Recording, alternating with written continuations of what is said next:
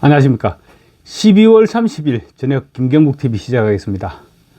공수처와 경찰 등으로 꾸려진 공조수사본부가 오늘 0시 서울 서부지방법원에 내란 우두머리와 직권 남용 권리 행사 방해 혐의를 적용해서 윤 대통령에 대한 체포영장과 수색영장을 함께 청구했습니다.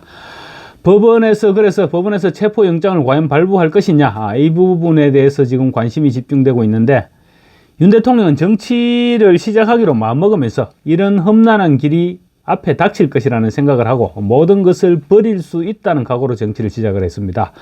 윤 대통령이 2021년 7월 25일 대선 출마 선언 직후 언론 인터뷰를 통해서 대선에 임하는 각오를 밝혔는데, 그 당시 언론 인터뷰에 이런 부분들이 잘 나타나 있습니다. 윤 대통령이 당시 밝혔던 각오를 보면 현재의 상황을 마치 예견한 듯이 얘기를 했습니다.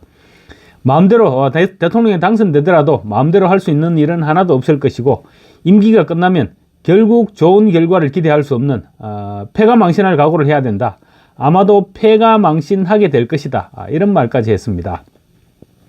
그럼에도 불구하고 대한민국을 위해서 개인적인 모든 것을 포기하기로 각오하고 결심했던 길이었는데, 윤 대통령의 당시 각오, 그리고 김용현 전 국방부 장관의 공소장에서 드러난 비상계엄을 선포하기 직전의 윤석열 대통령의 발언 내용, 이런 부분들을 보면 비상계엄 선포를 결심한 윤 대통령의 각오가 읽혀집니다.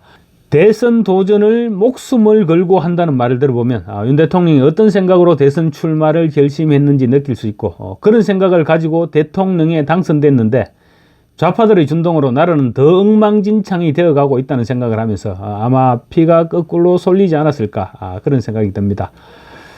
다 포기해야 된다, 이런 말도 가슴에 와닿지 않습니까? 명예까지도 포기하고 패가망신을 각오하고 들어왔고 패가망신할 것이다, 이런 말까지 얘기를 합니다.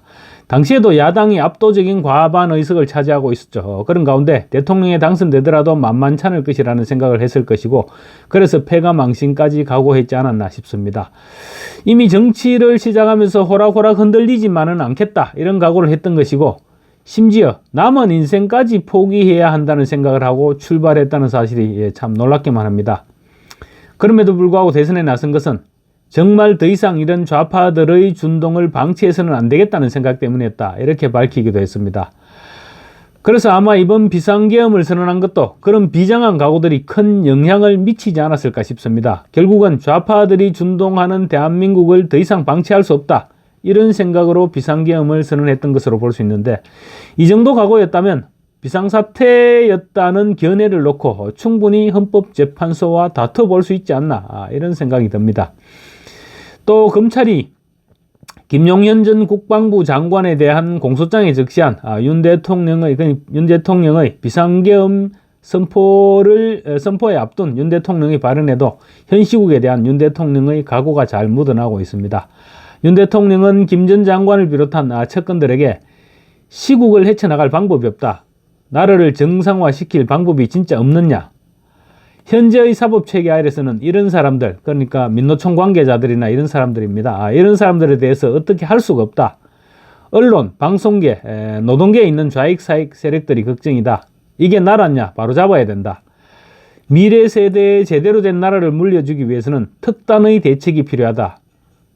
이런 말을 했던 것으로 김용현 전 장관의 공소장에 나타나 있는데, 대선 출마 선언 이후 언론 인터뷰에서 했던 말들과 일맥상통하는 부분들입니다.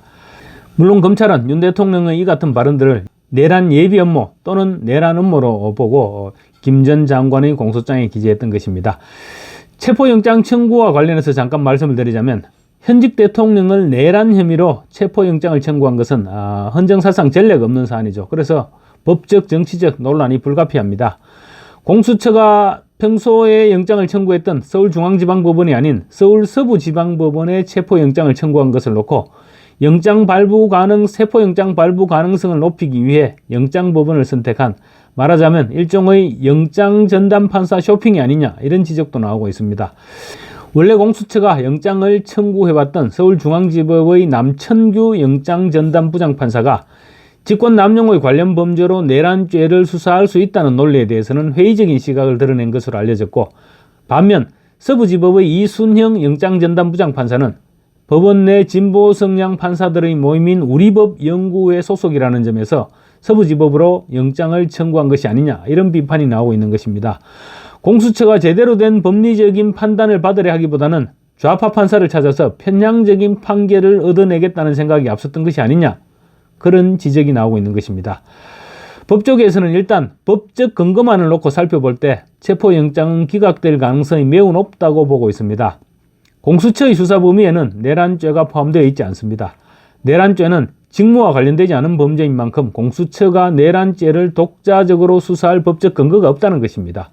그런데 가만히 생각해보면 민주당 돈봉투 전당대회 의원들은 검찰에서 6번, 7번씩 소환을 했음에도 응하지 않았습니다. 그런데도 체포영장을 청구하지 않았습니다. 그런데 현직 대통령한테 이게 뭡니까? 현직 대통령이 돈봉투나 전당대회에서 돈봉투나 주고받는 그런 민주당 의원 나부랭이들보다 못하다는 말입니까? 민주당 돈봉투 의원들은 결국 불구속 기소될 가능성이 높아졌는데 현직 대통령에 대해서는 체포영장을 청구한다는 것이 이게 말이나 되는 일입니까? 그리고 도주나 증거인멸 그런 우려가 없음에도 체포영장 청구를 마치 군사작전 하듯이 심야에 밤 0시에 청구한 것도 정말로 이해할 수 없는 부분입니다. 특히 12.3 비상계엄 사태를 수사하고 있는 경찰이 시민단체의 고발로 지금 최상목 대통령 권한대행 부총리 겸 기획재정부 장관까지 입건했다고 하는데 나라가 그야말로 미쳐 돌아가고 있는 것 같습니다. 감사합니다.